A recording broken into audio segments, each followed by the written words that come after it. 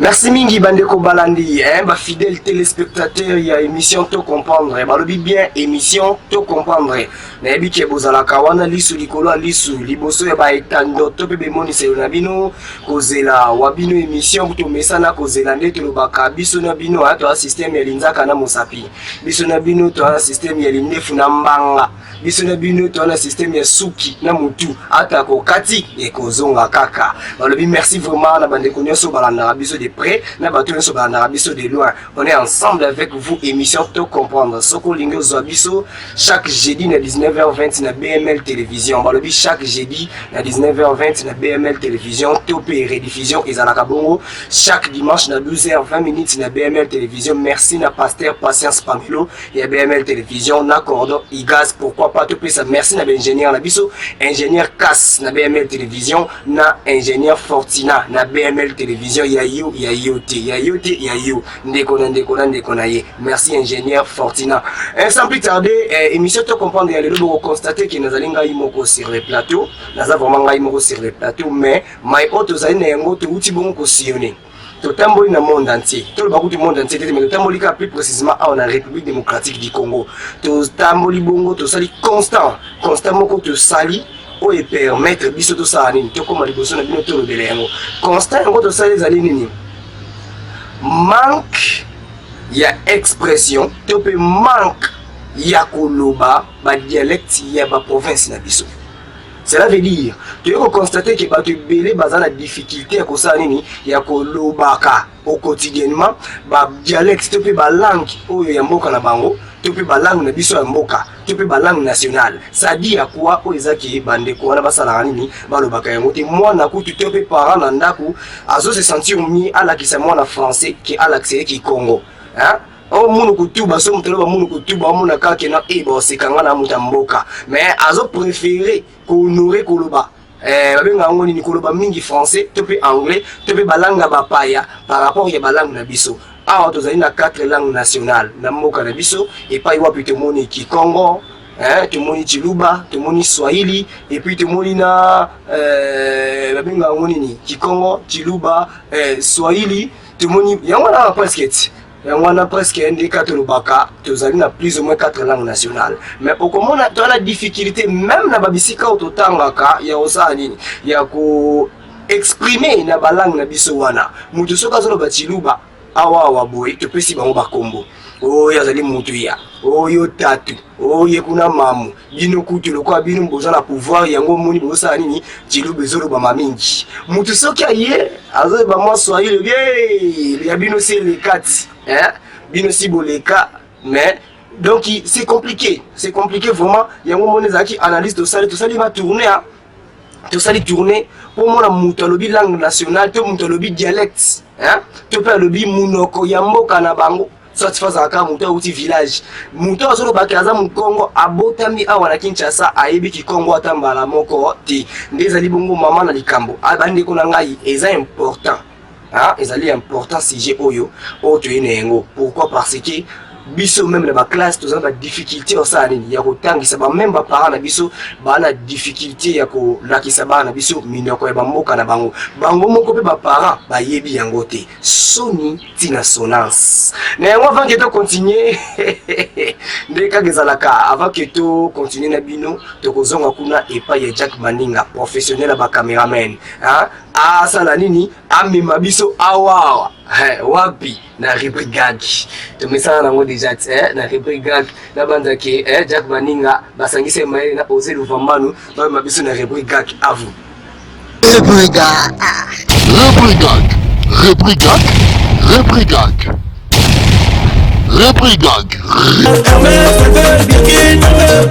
J'ai fumé, pété, tiré tous les joints.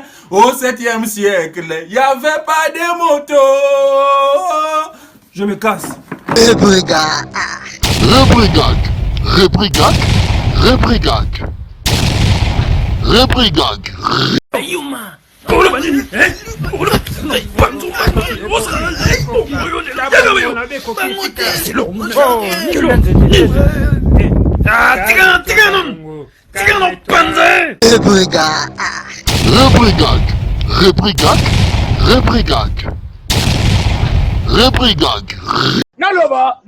Je vous ai dit. Je vous ai dit. Aucun homme n'a le droit d'épouser plusieurs femmes.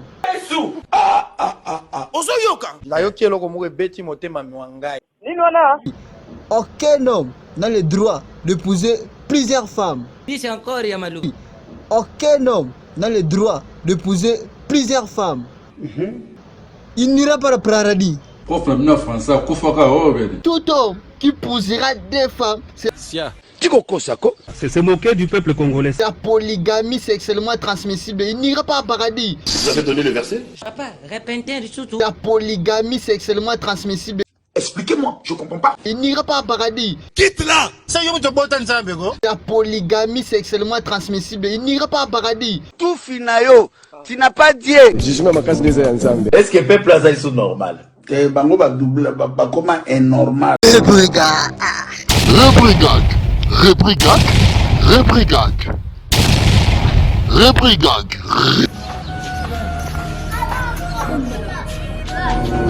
Ubinini mbala kasi wana Leki na ngai ya mwasi grâce. Ubala ona luka hiyo. mbala Umamu kuna ngai chance. mambo napoka kuba pesa babisi na misu na Ye. Obole sana kina ndako. Kisa papa.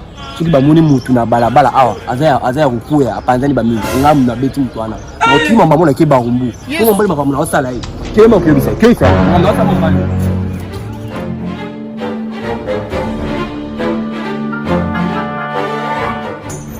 Bonjour.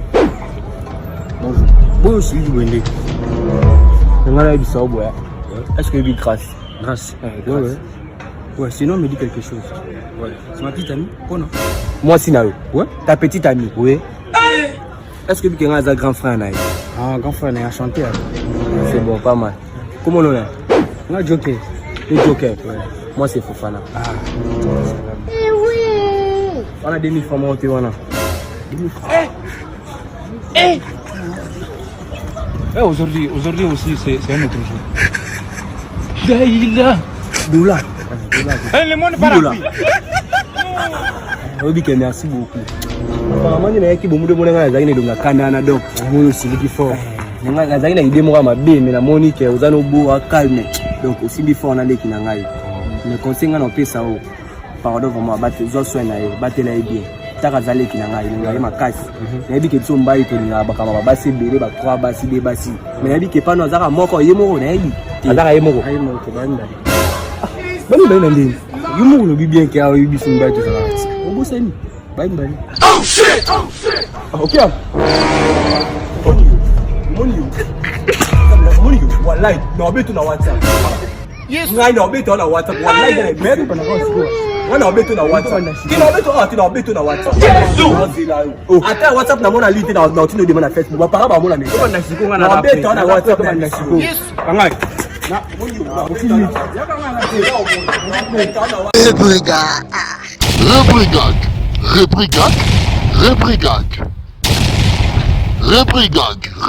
Merci Bandeko Nangai, Bandeko Balandi émission to comprendre. Comme on dit toujours, on est de retour, nous sommes vraiment de retour sur ces plateaux avec notre sujet au quotidien auto Zobeta Bongoli Solo d'habitude.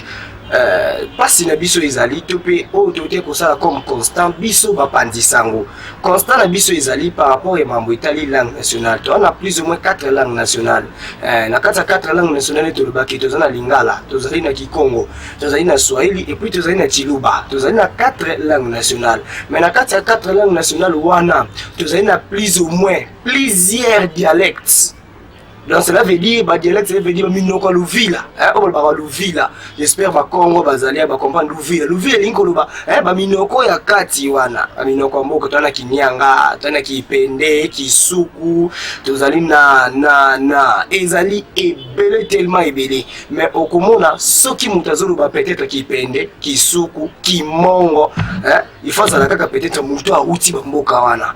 Biso bae o tozali kobota manakine, tozali na mauvaise culture ya ko humilier ba dialecte na biso pe ko sepela na balangi ya bapaya. Eza mabeti parce que tu as na quatre langues nationales, na langue moko ze langue officielle, to pe langue administrative. Alors parce na biso ezali parce que beaucoup plus ba tu ba adapter, to adapter to tiango en première position.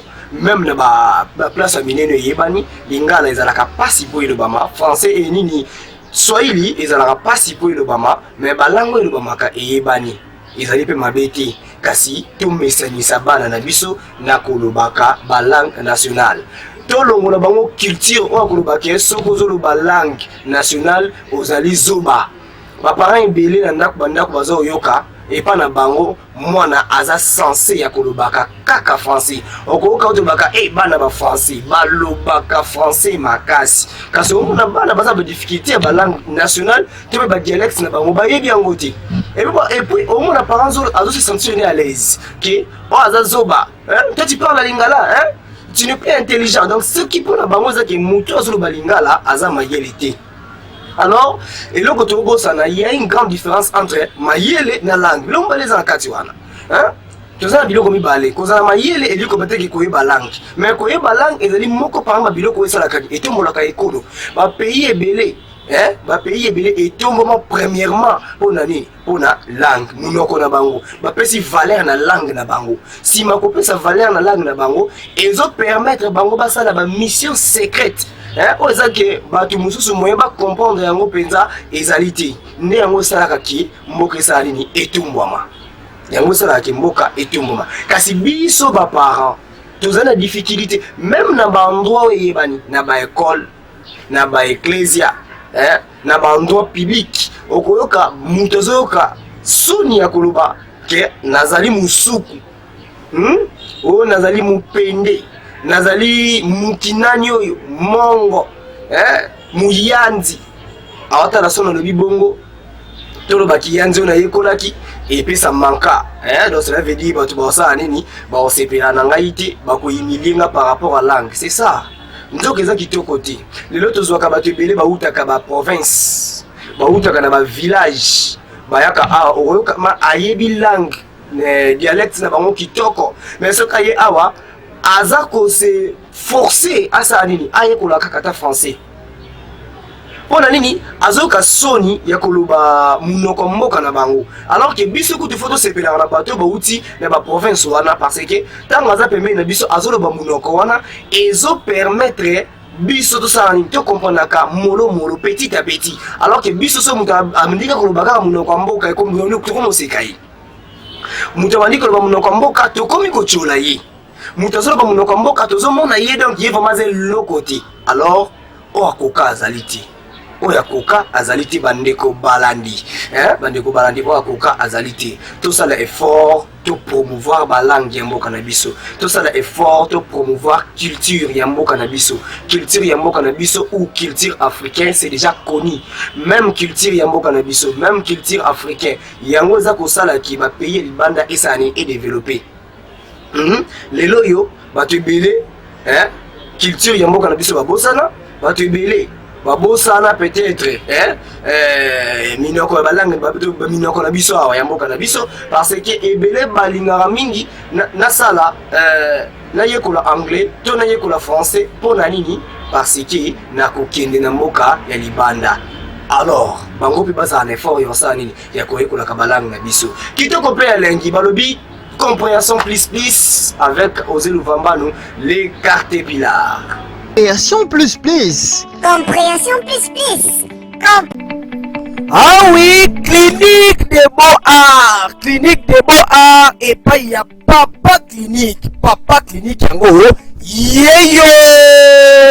Oh. Makambo boye ngayanga ni te. Bazali ko sala mosala ki kitoko awa soki olingi basalelo baportrait ya bamodele nyonso olingi baimprime bapolo to mpe balacoste to mpe babodi olingi basalela yo tournage ya peinture ya qualité bazali mpe koteka bacouleur olingi batourne peinture latex basala couleur ya huile to mpe mastique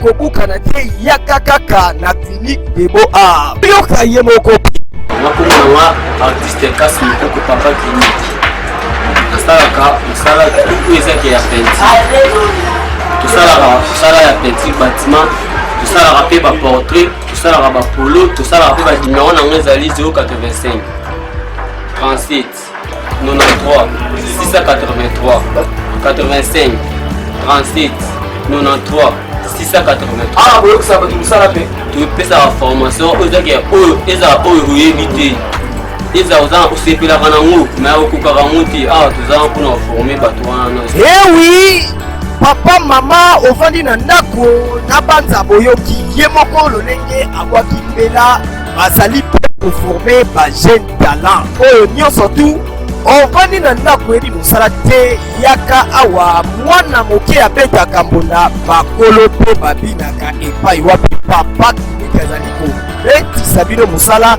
lolenge elongo bani botala badesin ya boye botala kalite ya mosala epai wapi ezokende kitoko mpe elengi bobenga mpe boya mbangu na misala na bino awa na clinique de beaux-arts moko te akozala desi na yango tobengi bino boya bozwa banimero mpe bokoma na adrese oyo epai wapi bokokutana na ye moko papa clinique en personne mosala elenda mosala ekuba mpona nini te toloba te mosala yango kitoko oyo wapi papa clinique nzambe atia loboko okende toujours liboso ngayanga te Rekin Foudinga.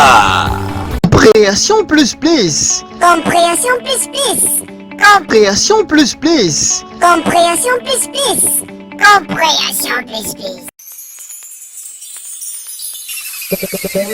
makambo etali bopikiliki bwa bokulu bwa nzoto ezali kaka na mutu moko mama ya mokili mobimba ye nde soki aza te mokili oyo mitrai mafuatanala mama Agnès Liyebo Zolombwa mama Agnès Liyebo Zolombwa tradi praticienne moko atikala na République démocratique du Congo bino ba maladi bozali kobela hémorroïde kyste maladi nyonso tu amati niveau alobi ezala sida azali kolongola lokola liyanti azali kobeta yango dada palanga nza elobwe na bino baye bozali na bakweni nyonso tu ya monde yeba azali kaka ye moko la grande docteur mama Agnès Liyebo Zolombwa avandi wapi okozwa ye wapi po atraite yo maladi ozali kobela azali na avenue Ngungu na commune ya Barumbu numéro 68B epai wapi okozwa mama Agnès Liyebo Zolombwa yo mobeli kobukana te yaka na sida na yo hémorroïde kyste myome appendicite na maladi oyo totangi kombo te yo yebi yaka na yango balongola yango lokola liyanti trade praticienne moko kaka atikali epai wapi toyebi ezali mama Agnès Liyebo Zolombwa toloba mingi te boyoka batémoignage komona ngai Augustin Dolombo vraiment nazali obela makasi hémorroïde esali ngai na bapuissance sexuelle mais nabundai na hôpital partout solution emonana te nazuka renseignement moko boyende kende na maison moko epa mama Agnès Liyebo Zolombwa na onjeli na fecode na ye nazuka traitement après 4 jours ezala na bord na ngai bando fonctionner na mbeto na travailler très bien njoto pe zongi bien potali bumbu ebeli na osuma na osala nga basele très bien na voix mon normal boya ebele nani na fecode traitement bokozwaka epa mère Zolombwa mama Agnès Liyebo hémorroïde amona yango eloko moke Compréhension plus plus. Compréhension plus plus.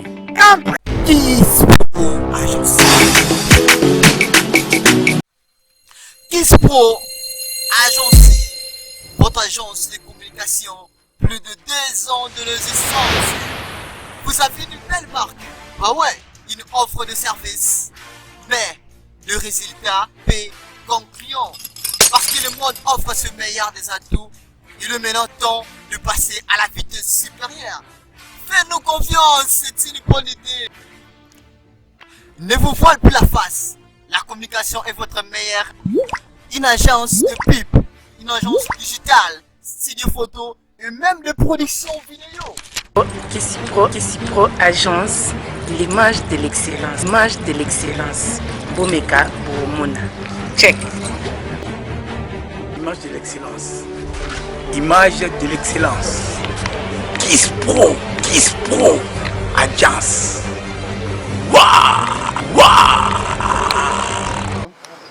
Kissipro Agência é nossa agência aqui no Congo, para nós tudo. Tudo pessoa que está aqui, preferência é Kissipro. Kissipro Agence. Kissipro Agence, la meilleure agence photographique. You guys, venez. Vous serez très satisfait. Kissipro Agence. Check. Alors n'entendez plus. Contactez-nous. Maintenant, Kissipro. L'image de l'excellence. Compréhension plus plus. Compréhension plus plus. Compréhension plus plus. Compréhension plus plus. Compréhension plus plus.